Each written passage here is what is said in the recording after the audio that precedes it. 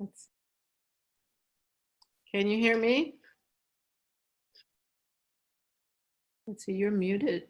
Unmute you. Hello? Hello. Hey, Jasmine. Hi, Diana. Hi. How are y'all Hey, doing? Diana. Hi.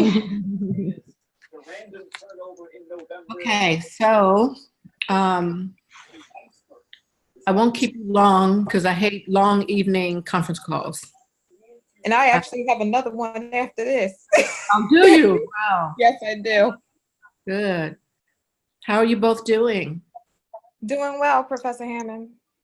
Good. I'm doing good. I'm doing good. We've had to relocate. We moved to Extended Stay America for a short period of time because a tree fell on the house Oh, where we were man. staying Are you during the kidding me? hurricane. No, it didn't come crashing through, but it did some structural damage, and the house started leaking, and it was just a disaster, and it messed up the heating system and the weather getting cold, so we just moved. So we're here until January, then we're gonna move again. So Oh, man. no. I'm so sorry. yeah, well, I'm glad it didn't come through because it was my daughter's bedroom, and so. Yeah, But other than that, everything is good. It's I'm getting all my assignments done and everything. So good. You got to press through when life happens. Definitely. Like I learned the last conference call. oh yes, you were on the phone. Yes, I was on the phone last time. I was like, oh my God, this woman has done everything she can to be in integrity with her commitment. She was like, I'm on the phone, I'm here. Yep, that's me. That's good. That's good.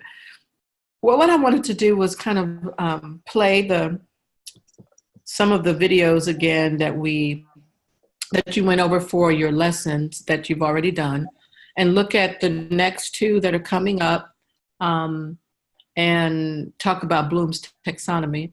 I wanted to give you guys a break because the first 3 weeks of the class, I hammered you with work, like right back to back. So I thought you would appreciate having a break. Thank you so much. Because that last assignment was a very thought-provoking one, that's for sure.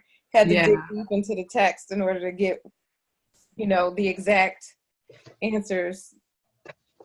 Yeah, and you both did well. You did a lot of, I loved reading your work because I could tell that you spent time reading and listening to the videos and reading the information, which will be helpful. Some of it is not clear right away. Like you can theorize about it and write about it, which you did, but when you're in the classroom or engaging with people, it'll come up. It's like learning the technical part of the work that you do as an artist.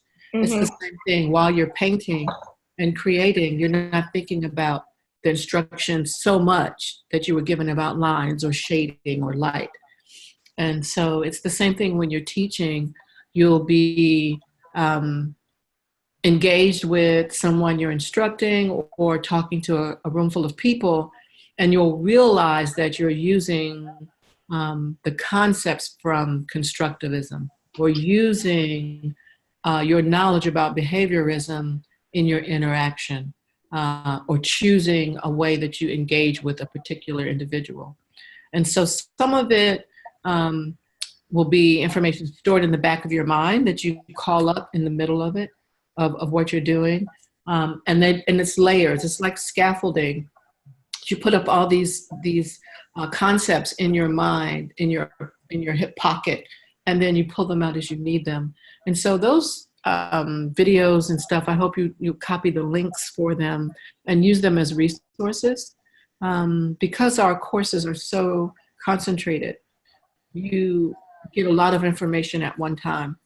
I try to keep cognizant, though, that I have non-traditional students who have lives, busy lives, and other commitments. And so sometimes I have to give you a lot to think about and do at one time, and then I try to give you a little bit of break. So good. So what I want to do is, hopefully Megan will jump in and join us while we're going along. I'm going to share my screen, and pull up some of the videos that we had, and just listen kind of together. And something may jump out at you while I'm doing that, and you have something to comment on. Please do, because kind of talking about these things together is really helpful. Watching it by yourself and theorizing about it, and the assignments may seem like ages ago right now. So let me pull up my screen. Okay. And I am going to play this first one. Let me know if the volume is good. Welcome to the theory primer. Theories give us. Oh, are you going to buffer on me? What did I do? Oh, it's buffering now.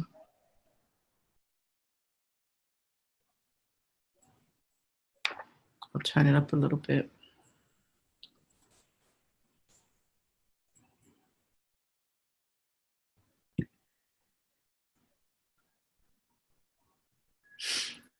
Okay, hold on a second.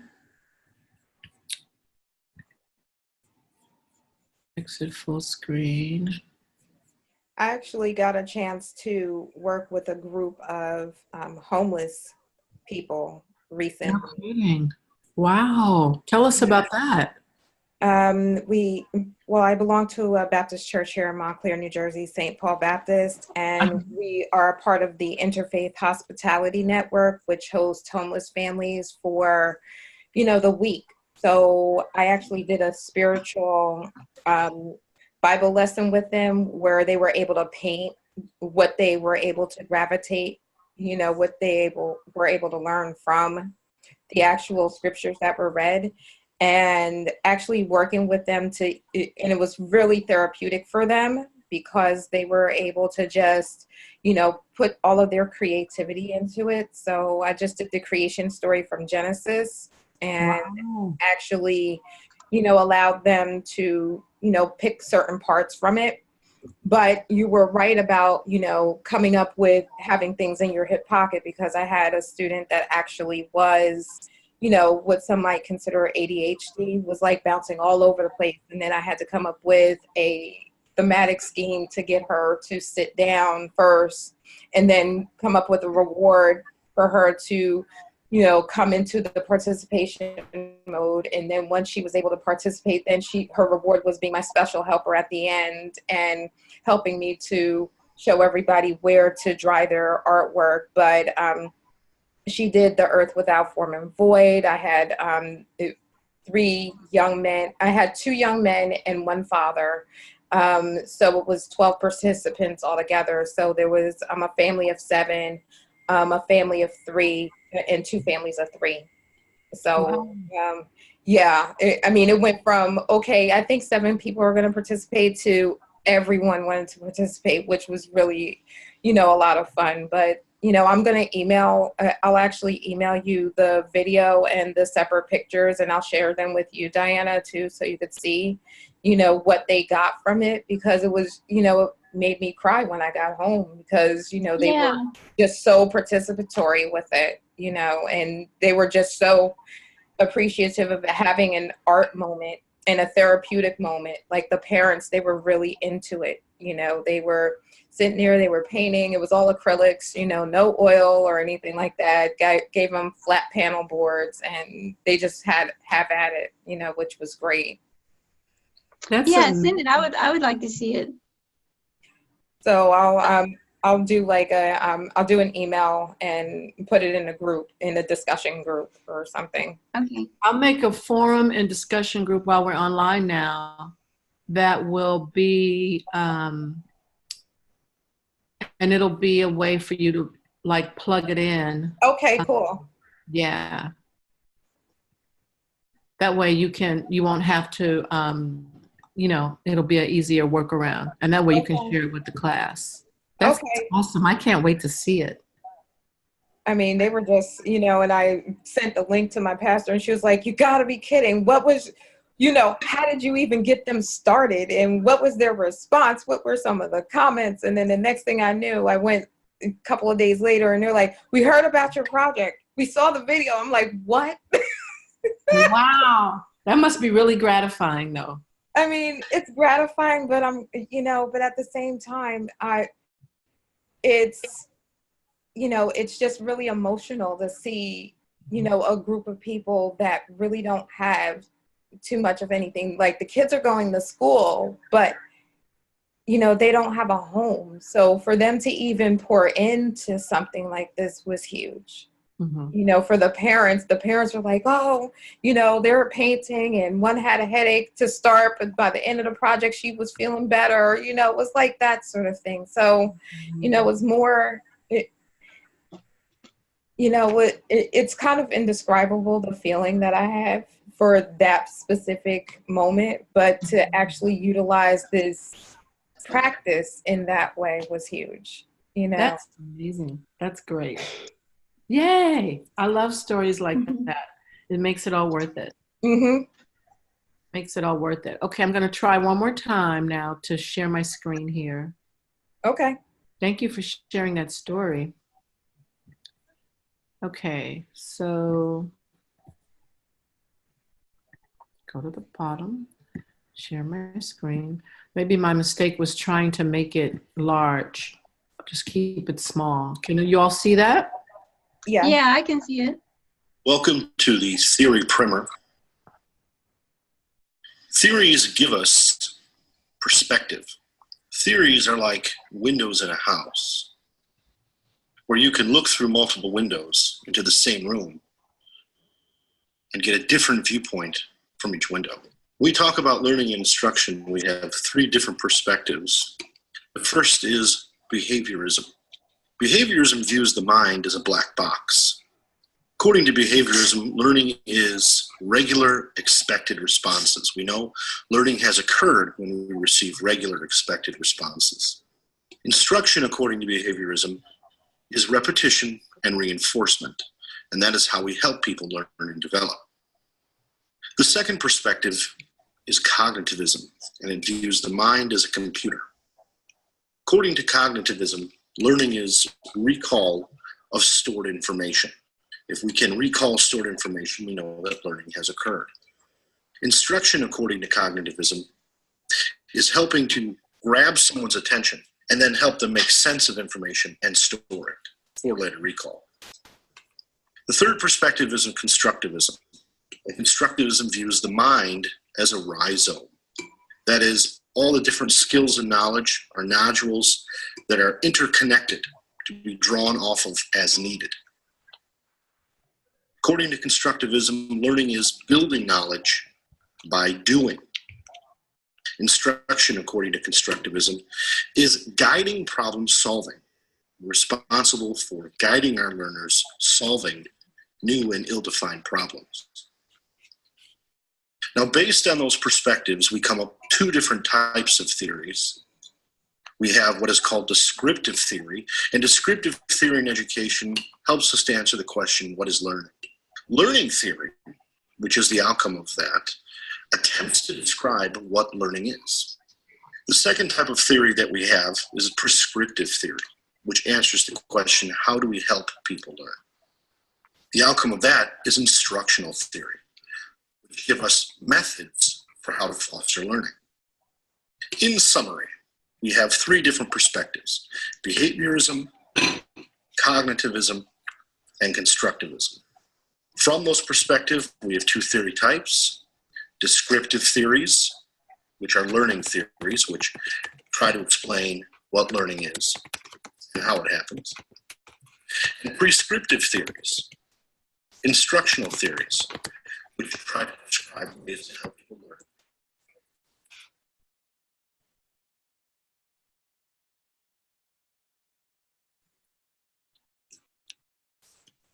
Oh, where did I go? Can you hear me? Mm-hmm. Yeah, I can There you go. hear you. Okay, so if you were kind of going back to how our assignments were, if you were going to use the descriptive theory and the prescriptive theory in constructivism, Tell me, Diana, what you would do if you were using constructivism in a descriptive theory.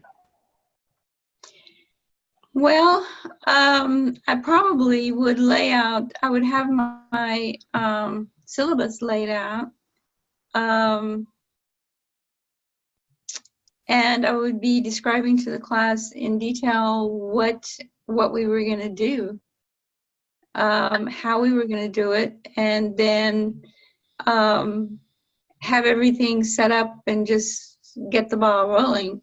And from there, I think I would have a basic outline, the basic guidelines, and then I would monitor or watch people's creativity within those guidelines. Does that make sense? Am I detailing enough? Right, exactly. Okay. Mm-hmm. Like I would monitor, I would keep them. Maybe I would designate as like an end goal. I don't know. Maybe I wouldn't. Maybe I would let them have their own end goal creation following specific guidelines. Like in painting, I would say, well, use, use the values in a certain way. Tints, tones, shades, and I'll explain that. And I guess I'm falling back on, my syllabus and how I teach my individual private lessons. I have the basic structure of what we're going to paint, and then I would watch for individual creativity, because I guess the end results, though, of the way I teach is to teach people how to paint. Well, I'm going to get into teaching here, so. Okay, so no, that was good enough. Just stop. Let me pause you right there. Okay. Okay. So when you were doing well, when you were talking about, you would describe the processes that you were going to use and describe what was about to happen, right? As you're describing, you're giving them the steps to follow. As you're describing, you're giving them a structure, and you're giving them a delineation of each task, right? So while you're doing that, that is a way for people to learn, to have things be in sequence and be in a structure where they can follow what happens from A to B, A to Z. Right. Oh, good. Okay. So that's if you were going to teach them to paint. But a lot of times as a teaching artist, we are engaging people, and we're not teaching them to paint, but we're using a painting to teach them something about social justice, or about focus, or about soft skills that they may use in something else, or about sequencing things, right? So as a teaching artist, you're not necessarily in a classroom or in a learning situation to teach people how to paint. Oftentimes, a teaching artist is being asked to give people an experience, like Jasmine was talking about, working with the people who were homeless in the program with the homeless people in her church. So how would you use descriptive theory if you weren't teaching them how to paint? Well,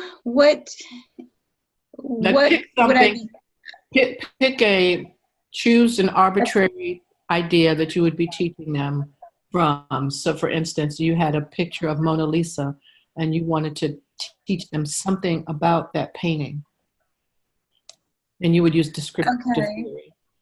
Well, okay, so me personally, if I'm looking at Mona Lisa, what I see is the technique of smufato. It's smoky modeling.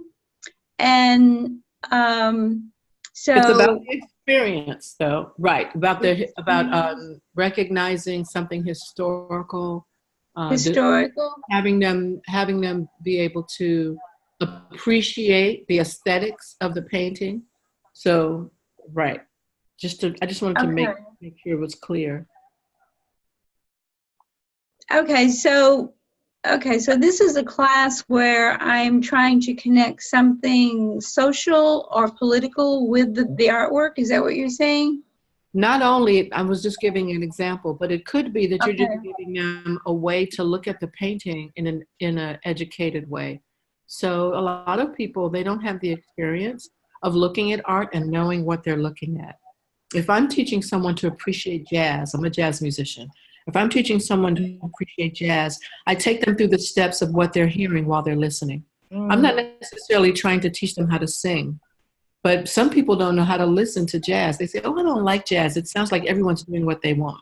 And I go, oh, no, everyone, it's very structured. And then I'll put on music and say, let's listen for the drums. So I'm teaching them how to appreciate the music. So if you were trying to have someone appreciate a painting, how would you use descriptive theory to do that?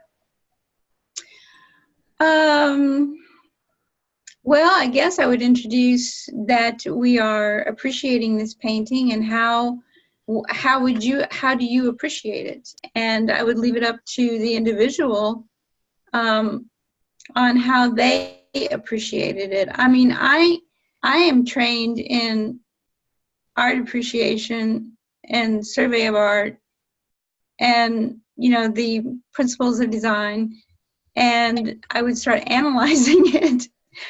But I don't know. I mean, would that be acceptable? Is just to say to the class? I mean, I would have to consider what age group I'd be working with to analyze it. Okay, so let me give you a scenario. So let's say you have a high school group of young people, and they're ninth graders. Okay. So they're ninth graders, and they come in, and you are the art specialist, teaching artist, to come in, and the teacher is working with the artwork of Romar Bearden. Okay. And so you're going to have an hour with them for them to experience that paint some of the paintings of Romar Bearden. So Okay. if you go into a long conversation about details about, you have to consider where they are. They don't know anything about art. So if you start talking about high level analysis, you're going to lose them. Right. So your job there is to give them the experience of that painting. Where do you start? In the descriptive theory. What sequence would you start with? Well, I would start, but okay. So this is art appreciation, and we're not covering, should I cover some history about it and explain about it? I think that's what I would do, is since they don't know anything, I would explain some history about it. Okay, I'll give you an example. Okay. Because you're headed in the right direction, right? You're headed in the right direction, but I think it feels a little foreign because you're thinking from a teacher's mind, right? So yes. Sometimes if we teach from a teacher's mind, if we think from a teacher's mind, we miss what we're there for, right? So if I go to buy a pair of shoes and the person is trying to sell me a coat, they don't understand what I'm there for. Right? Okay. Right? Does that make sense? Okay. I'm beginning to think. So I'm going to share something. I'm going to share my screen on something. Okay. And it'll give you a perfect example. Let me move to it. Oh, monks. One of my faves.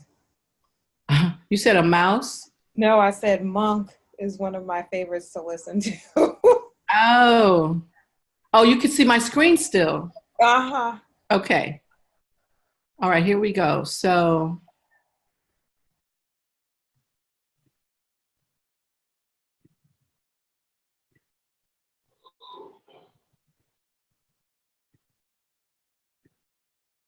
okay. Gentleman Warren Evans on piano.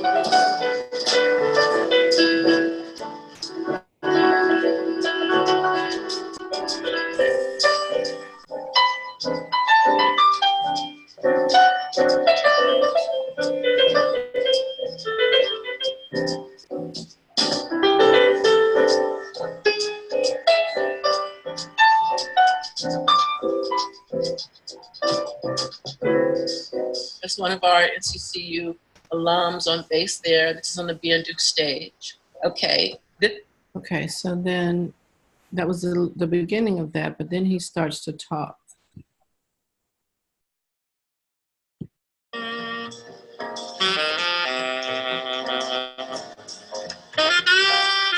If I was going to really create a situation where I had to teach Monk and find something, the first thing I would really do are the titles of his songs. Because the titles of his songs deal with whatever he was going through at that time in his life. So it connects, whether it connects to American history, whether it connects to his history, whether it connects to his family. He's got tunes that are written for his family. He's got tunes that are written about different dance moves, So really just checking out the titles of his tunes and how they apply to what he was going through at that time in his life. And I hope I'm not that's what people are, because most of the time, if we think about as composers, the titles have something to do with something that's going on in the world today or in your life. So the first thing I would do, especially the senior citizen song, because these are people who probably relate to the time, whatever the tunes are. We're talking about tunes that go back to 1952, 51, when we started composing. Okay, so, one of the things that I had encountered when new as a teaching artist was... What is it? Another map. What I've done first with this first... Try to find that. What is it? It may be, I actually had a fifth grader who loved a picture of Coltrane. He just loved the suit he had on. I said, cool. He wasn't into the music. Put on Love Supreme, he didn't know what was happening. He wasn't into it. But he loved that suit. That suit reminded him of his grandfather. So we started there, and that's the way that I think you need to bring the kids to the music. What is it that speaks to you? Because it might not be the music first, but I bet if we can find one thing that speaks to you, it'll eventually be. So this is important to think about as teaching artists. We cannot depend on the art to be something that engages them. We have to use the art as a vehicle, whether it's visual art, dance, music, as a vehicle for connection. Our role is to make connection. So if you had a Romare Bearden painting in front of the students, you could ask them, what colors did you see? What shapes do you see? Right? That's what I mean. So I got it now. I think I would use the artwork and say, what does this mean to you? How do you interpret this? And okay. Exactly. That's the set of tools you need in front of people. Because if you are hired in a senior citizens residence or a hospital or a prison or an after-school program or a classroom of K through 12 classroom, your role could be to make connections for them, to make meaning for them. And so if we're using descriptive theory, what would be some of your conversation? Well, I guess descriptive theory, again, we're using this artwork, so I would, maybe I would use myself as an example, maybe I would use myself as an example and say, this is what it means to me. And I would say, this is what this piece of artwork means to me, and describe a little bit how I identify with what's in the picture to give them an idea on how they should start interacting with it. And what are your ideas? What does it mean to you? How does it make you feel? Okay. Is that what we're looking for here? Yes, exactly. So okay. Now imagine using descriptive theory and behaviorism, or descriptive theory and constructivism, descriptive theory and cognitivism. What would you do, Jasmine? Pick one of those using descriptive theory and one of those other perspectives. Okay, well, I'm going to try and tackle behaviorism with the descriptive theory, because behaviorism taps into how a person is going to react once the production is completed, as well as how they feel. It's more of a internal feeling as well as an external thematic feeling as well. So utilizing the Romare Bearden, I would ask, well, what is your feeling about what you're seeing? When you look at this collage that Bearden has put together, what do you feel? What type of medium do you think was used? So that they can, kind of understand where, he might have been coming from. Introducing the title, definitely. So, just if the picture was called Stairway to Heaven, and you're seeing the stairs and you're seeing the angels walking up, and you're wondering why do you feel that they are, ascending upward, or do you think that they might be ascending downward? What is your feeling behind it? Describe to me his process, like really making them kind of pull it apart, so that this way, when they piece it all back together, they can, have the behaviors of where his mind was, the behaviors of the time period, and why he even decided to come up with a piece such as Stairway to Heaven, for lack of a better term, or lack of a better form. And then also, with behavior, it being that, they're internalizing this, let's move outward and actually do a product. Let's all come together and make a product together. And you take this part, you take this part, you take the other part. Let's make our own reproduction out of different media, because we may not have the same, products available. So why don't we take some cardboard? Why don't we take, some dirt from outside, some leaves, that type of thing, and reproduce it and actually, feel, all parts of it that way. Right. So remember that your descriptive theory, you're describing the steps and they're learning from the way you describe. Mm-hmm. Your goal is to get them to think about meaning, right? Making connections for meaning. You'll have to choose, because you came up with a laundry list of things that you could do. Again, kind of, what if you had no materials in the room and you're doing a talk like with senior citizens in the senior citizens residence, and they're not there to make arts and crafts. They're there for you to help them engage with this painting. They're having an art exhibit that's coming to sit at their residence for a month. They know nothing about Romare Bearden, and you're there to talk them through making meaning and connection in some way.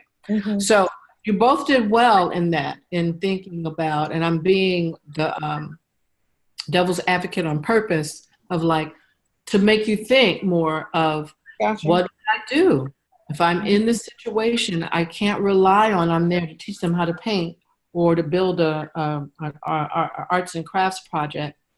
How do I help them make meaning, right? And you want to be so comfortable with realizing, okay, I can use cognitivism, like if call and response answers help you, are indicators of what they learned. So you would formulate questions to ask them. Oh, so Romare Bearden did what with colors? Why did he start to make things with some patches of textured fabric or cardboard corrugated paste things? So one of the assignments that I want you all to do is, I'm going to go back to, I'm going to show you a story map about Romare Bearden. And let's see where I pull it up here. While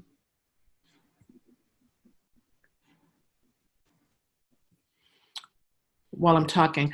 And so that you can go through this exercise, choosing descriptive theory or prescriptive theory. We didn't touch on prescriptive theory, but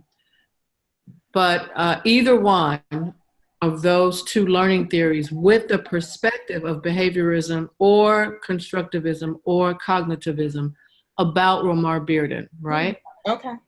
So I'm going to show you this map, and I'll put the link in the assignment. I'll pull it up. Let's get to the Romar Bearden map. Okay, here we go. I'll share my screen again.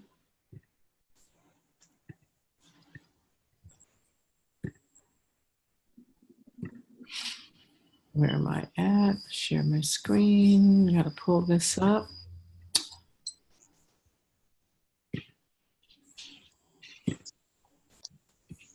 Okay, so can I get there? Or do I have to cut and paste it? Oh, I have to put it in the slideshow. That's what I have to do. Now I remember. Play from current slide. There, that'll let me go there now.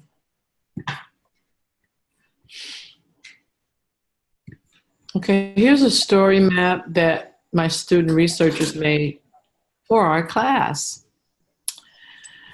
You can use something like this in your sessions with young people or with the homeless group of people you had in the program that you're working with, Jasmine, or if you were hired to go somewhere. A story map is a digital product that you can create yourself online, and you start to populate it with things that you find about where he lived. You could use something like this, where there's a biography, there's information, where on the map it'll make connections to every place he has been, places he lived, and things. And it's a really great visual to use in a setting where you're not teaching people how to paint, but teaching them something about painters. More, so you're saying we would be able to utilize this tool with more, like lecture style, artist in residence type of situations. Exactly, because what NCCU has done is started to create a library of these kinds of materials specifically for the Teaching Artist Certificate program. Oh, okay.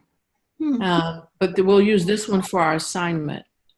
So you're gonna just walk through this story map, and it's like biographical about Romar Bearden, but you can add your own aspects to it. So you're gonna create like a PowerPoint or PDF. If you don't have PowerPoint access to it, if you have the other version of it on Mac, is it not numbers, but pages. Pages. No, it's I know what you're talking about. Would you accept Prezi as a form of this? Sure, as long as you can share it with us and with the class and with me. So, but you're going to make some kind of a presentation like you could use story maps. It's really easy to do. Right. Uploads.nightlab.com, or you're going to use this story map as your resource about Romar Bearden, and your PowerPoint or your Prezi is going to just walk us through what you would do in front of people when you're not teaching them how to do the art, but you're teaching them how to make connections and meaning. Okay. This will just be like resources for you. And it's going kind of slow because I'm using a lot of bandwidth here to be on this conference call and to show you this map, which is also online. But from the link, you'll be able to walk through this. And it's just good. Now, here here's a painting, some of the paintings. and talking about them. So this is a resource that you'll use just to create what you're going to do. Does that make sense? So, okay, so we're going to do this about Ramir Bearden, or should we pick our own artist, or? You're going to do it about Ramir Bearden. Bearden. How do we say it? Was it Ramar or Ramir? I think it's Ramar. I don't know. Bearden, because I want you to use this story map as some of your resource. Okay. And then you create a PowerPoint. You create what you would do. Let's say this is and I've given you PDFs to read. I've given you videos to watch, right? Mm-hmm. This as your resource material to answer questions, maybe question prompts or write an essay. This time you're going to create a presentation about Ramar Bearden, and you're going to deal with it as if you're going to either use descriptive theory or prescriptive theory.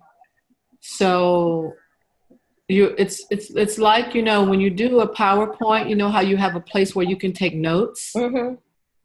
It's like, so I want to see like the notes of what you would be saying about the slide. Okay. So if I come out of this, right? So if I have can you still see my screen? No, yes. So let's see if I can go to presenter view. Sometimes you can have notes right here. Mm-hmm. Or sometimes you can have notes down the bottom of each slide, right? However you do it, I don't care. But so that I can see for each slide, like this is going to be what you're saying when the slide is there. Gotcha. Yeah. Does that make sense? Okay. So that's one assignment that we'll do. And then just one more assignment after that. I'm going to show you what I want you to. I'm going to get out of this one. I don't need to save that because I have that. Now, if I go back to, come out of this story map. There's a lot of learning theories in the book. The Dale Shunk book that we have is our textbook, but I'm not going to go through the rest of this book. But it is. Right? It's deep, right? It's very deep. Yeah. But it's a resource for you. Yep. Again, I was able to print it off and just put it in a binder and then call it a day because I said I might have to use some of this stuff. Exactly. You can either keep a digital version or print it off. But because we have just, 8 weeks of each class, I don't expect you to absorb and bring that information back to you. But I did pick out the theories that are used most often. So there are two more that we're going to go over. Let me go to our Blackboard. Come out of that. We are going to now look at, Bloom's taxonomy, Vygotsky's learning theory, and Piaget and Vygotsky. Heard of those two. Right. What did you say? I said I've heard of those two. That was in my, I believe it was philosophical orientations education course. So yeah, I remember those quite well. So let's look at those real fast.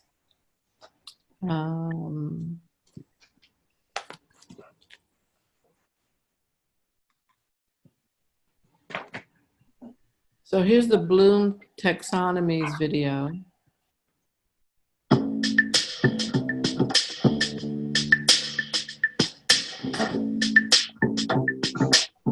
Hello and welcome to Teachings and Education, Bloom's Taxonomy, explained for classroom educators. Now, before we begin, let's give some credit to Benjamin Bloom, who created the taxonomy. And this taxonomy was later revised by Lauren Anderson. Now, here's the question posed. Why should educators use Bloom's taxonomy? Well, Bloom's taxonomy helps educators develop critical thinking skills and higher order cognitive abilities in their students. The best education is one where students are challenged. Next, what purpose does Bloom's taxonomy serve for educators? To provide a framework or organization for classifying lesson objectives, teachers can build their lessons through Bloom's taxonomy, for example. Now, let's specifically see how we can use Bloom's taxonomy. The first thing you want to do is consider the level of your students and the course level. A lesson for an algebra special education class will be different from an algebra advanced placement class. Aim to reach objectives for analyzing for remedial classes and evaluation for advanced placement classes. So, what are the levels of Bloom's taxonomy? The lowest level of cognitive rigor requires students to remember, apply, followed by analyze, followed by evaluate, and lastly, create, the highest level of cognitive rigor.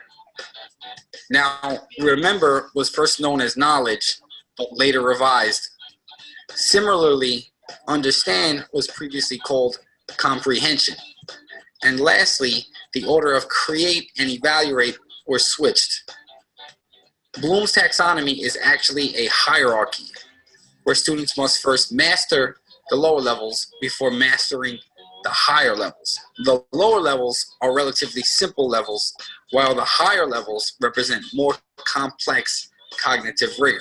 The higher levels are more abstract as well. When utilizing Bloom's taxonomy as educators, descriptive verbs have been made available to help educators plan lessons. Verb tables have been created to align with levels of Bloom's. Arrange, describe, order, name, memorize. Those particular verbs are used to set objectives for remember level, explain, summarize, paraphrase, infer, discuss, are all aligned with understanding.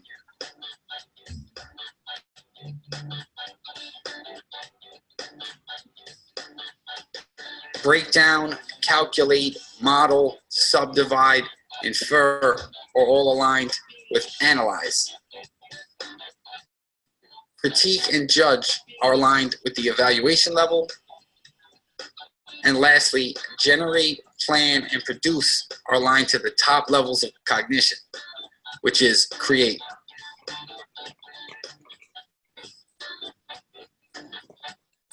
Now, to summarize what we have learned thus far, to develop critical thinking in students, educators use Bloom's descriptive verbs to write lesson objectives, which are aligned to different levels of Bloom's taxonomy. So, thank you for watching this video, and I would really appreciate it if you subscribe to this channel and if you like the video as well. Thank you very much, and please subscribe. Okay, so while you are doing your PowerPoint, you can look at that video and think about, do you want them to understand, remember, analyze, evaluate, create? So just choose some indication for me of like what level of Bloom's taxonomy you're using. All right, So- is that for assignment 1 or assignment 2? You said there was 2. So when I just spoke about, it would actually be assignment 5, because I'm going to give you, in a minute, I'll give you we'll watch the 2 videos about Vygotsky and Piaget. That'll be our assignment 4, because we've done 3 already. And then we'll do the next 2 learning theories. But the Bloom's taxonomy is connected to the Romar-Bearden exercise and the PowerPoint you're creating. So while you're creating the presentation, that'll be about Romar-Bearden, you will be being cognizant of which Bloom's taxonomy level is in each part of the presentation. Gotcha. Does that make sense? Yes. And we'll have time because I don't have to turn in grades for the semester until first week of December. So I'll give you a lot of time to do this. Oh, great. Okay. You can take your time and really go into it. I'm more interested in that you really engage with the material and know and really feel confident about it so that you have a presentation that you're proud of, that you could use when you, as a teaching artist. It could be something that you could actually use on the job. And so we'll just take our time with it. That makes sense? Yes. And that way you're pulling in most of the kinds of learning theories and perspective that teaching artists and classroom teachers use in an actual setting, right? It's like learning it and then applying it. So this may feel a little daunting, but just take your time. Just first watch the Romar Bearden story map and just see like, okay, how could this be my resource in my presentation? It doesn't, you don't have to, I don't care if it's 5 slides or 10 slides. It's up to you. It's up to you. Just tell me what your goal is, your end goal. My end, create which age group you're talking to. Or do you want to design it for high school or do you want to design it for adults? Do you want to design it for 4th graders or do you want to design it for people who are autistic? You decide the level of competency. Right, the setting. Okay. Gotcha. So the other thing is these 2 learning theories. This will be your exercise 4, and it's kind of like you've done 2 essays. And for this, I'll let you choose. You can either, I think it would be nice to have, I'd like for you to do video because video helps you hone your skills at being seen and heard visually, right? Sometimes we're not aware of how we look on a video. Our students. A video helps us practice our presentation skills and how we look when we're talking about it. Are we confident? Are we distracted? Are we engaging? Right? See, so you're kind of the method to my madness is having you develop the skill to be likable when you're in front of people and present clearly and succinctly, not ramble, and that kind of thing. So you want to think as if you had a website, which we kind of do in our next class in the spring. Yay. I know, it's fun. If you had a web page and you had an example of your work, and one of the examples was, this is me giving a presentation on blah, blah, blah. You would want it to be the kind of video that people would enjoy seeing.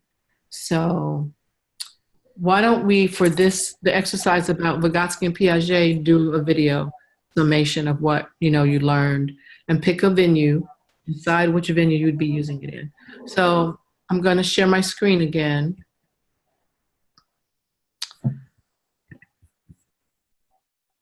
I'm going to keep to my time. I promise to keep you as close to just about an hour.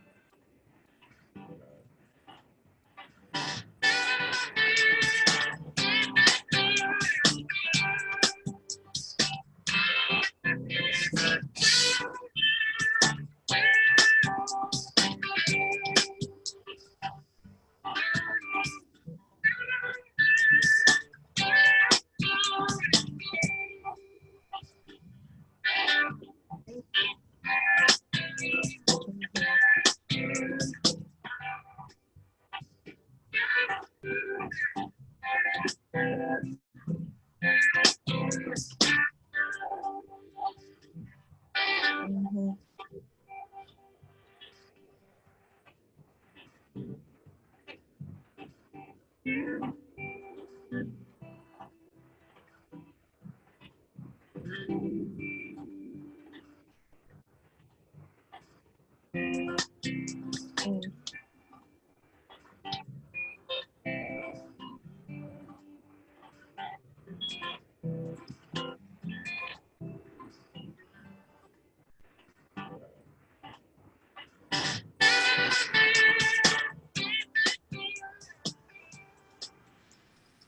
Okay. Mhm. So that's Vygotsky. Here's another, our last one.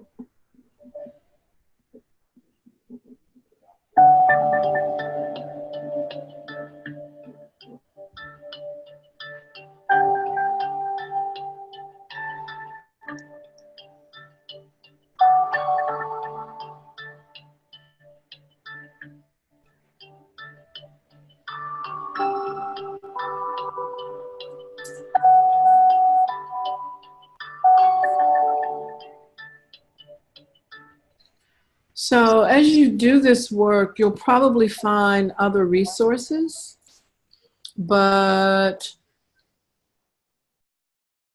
those two videos give you the snapshot that I would want you to include. You don't have to go down the rabbit hole of going to this whole like dissertation about either one. Bullet points are kind of fine. So this is a verbal oral presentation in a video. If you want to add slides along with it, you know, and all of that fancy stuff, be my guest, but you don't have to. It's more of a way for you to practice your presentation skills instead of writing a paper.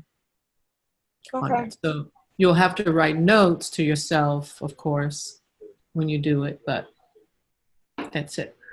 Okay.